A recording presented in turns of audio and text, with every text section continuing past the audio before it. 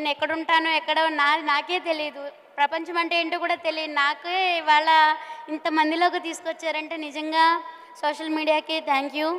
ఆత్మవిశ్వాసం ఉంటే ఏదైనా ముందుకెళ్ళొచ్చు. నాకు చదువు లేదు అని ఎప్పుడూ బాధపడుతూ ఉంటే, భక్తికి ముక్తికి చదువులెందుకు, ఆత్మశాంతి ఉంటే చాలు అదే దైవము, చెరువులోన చాపకెవరు ఈత నేర్పిరి, బావిలోన కప్పకెవరు భాష నేర్పిరి, ఆ చెట్టు మీద కోవెలకెవరు కూత నేర్పిరి, పుట్టలోన పాముకెవరు బుసలు నేర్పిరి, ఆ పుట్టిన బాలుడికెవరు ఏడ్పు నేర్పిరి అని మా అమ్మమ్మ నానమ్మ నాకు ధైర్యం చెప్పి నేను చదువుకోలేదని బాధపడుతుంటే ఇంకా చాలా అంటే చాలా చెప్పారు.